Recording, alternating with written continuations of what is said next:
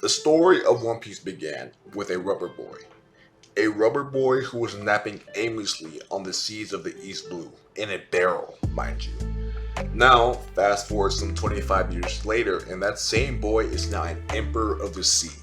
This means he is one of the four most fearsome pirates in the entire world.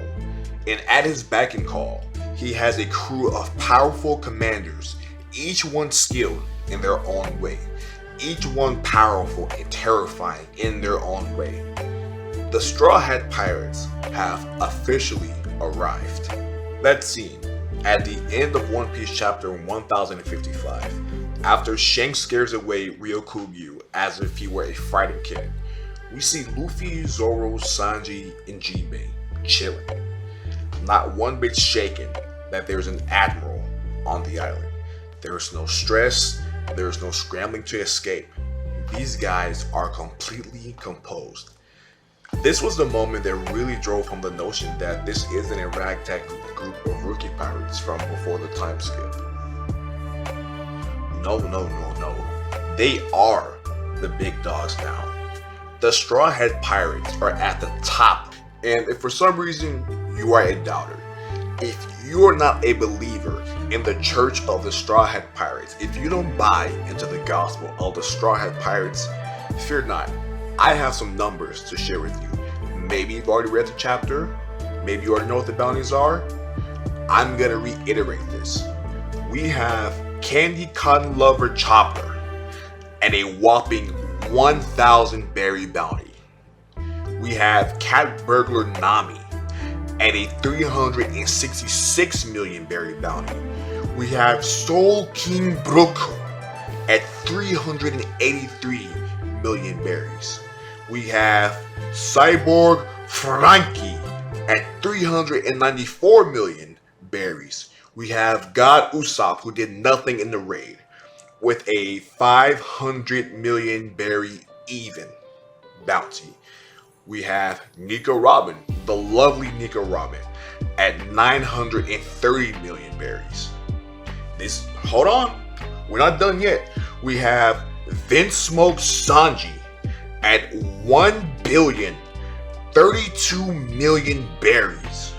We have the former Shichibukai, Knight of the Sea Jinbei, at 1,100 million berries.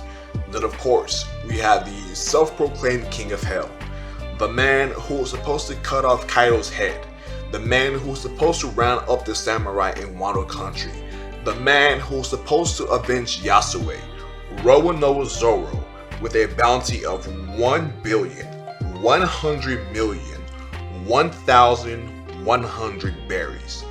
Lastly, but certainly not least, we have the captain of this crew, Emperor of the Sea, Monkey D. Luffy, with a whopping 3 billion berries even. These are not small numbers by any means, my good people. These numbers not only reflect the threat level of the Straw Hat Pirates, these bounties signify just how far these guys have come as a crew. It feels like just yesterday, when the Straw Hats were on the Sabaody Archipelago, on their last legs, powerless against the mighty pacifistas. Now, every single person of this crew can take on several pacifistas by themselves and win with not a sweat broken. In the same vein in which little kids were shown singing Whitebeard's name as if he were a demon straight out of hell right before the Paramount War, now those same kids will be singing about the Straw Hat Pirates and the terror of their rubbery captain. Honestly, I feel like a proud father, no lie. Seeing where this crew started, fighting folks like Captain Kuro, like Don Creed, 2 years later, and they were essential in usurping 2 emperors of the sea in a single night. This alone puts the Straw Hat Pirates in the conversation for being one of, if not the single most dangerous crew in pirate history.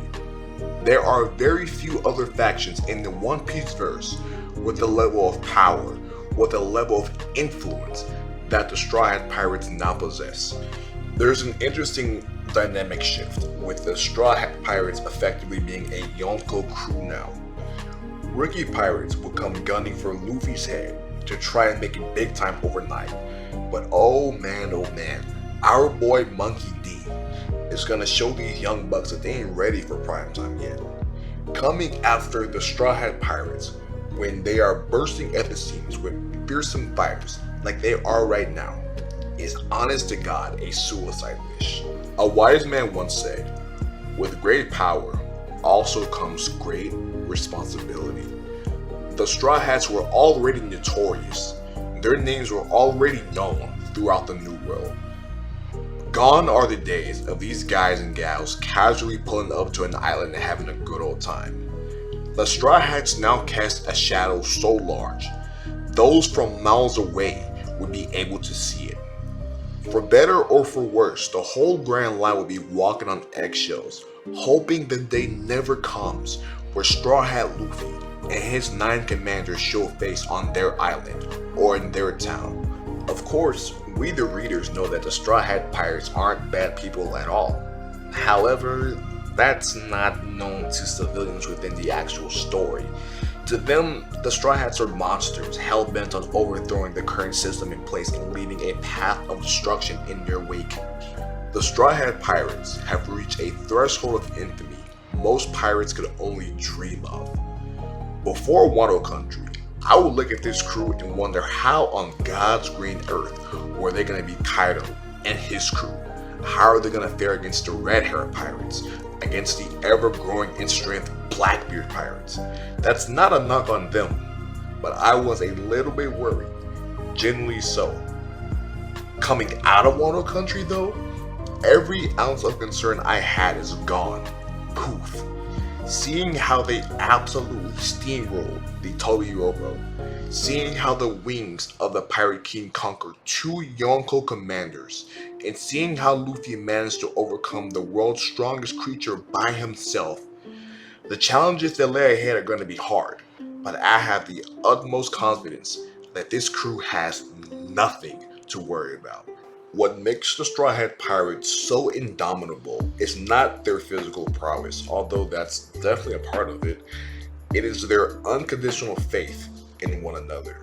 The unwavering belief that no matter how hard things get or whatever walls they may run into, they will win. The Straw Hats don't have to carry each other.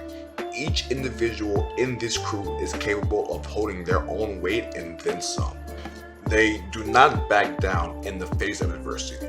Hell, they stand 10 toes down, staring it dead in the eye, for even when their bodies are beaten down, their spirits, their will to push ahead, to see their dreams through to the very end, to make sure their captain fulfills his goal of becoming the king of the pirates, that keeps them going no matter what, no matter the obstacles. That sort of confidence and determination is scary.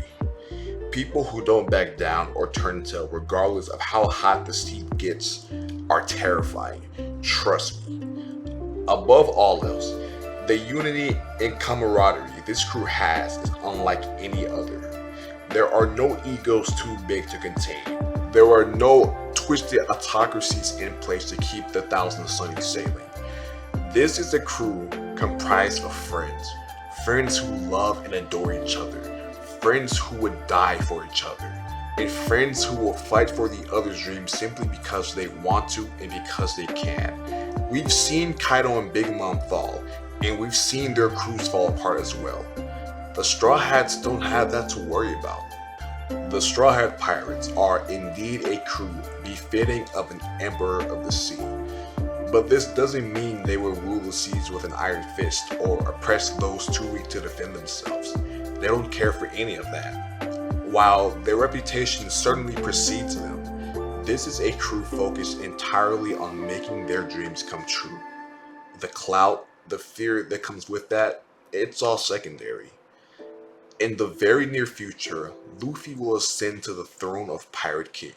And let me tell you, he has one hell of a crew backing him up along the way.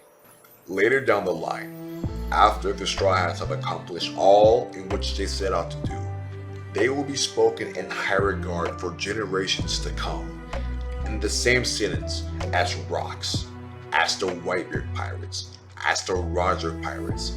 This crew will be legendary once it's all said and done. Well, that is a wrap, folks. If you are new to the channel and you were entertained by what you've seen, which you most likely were, hit that thumbs up for me, subscribe, and turn on all notifications. Stay gold.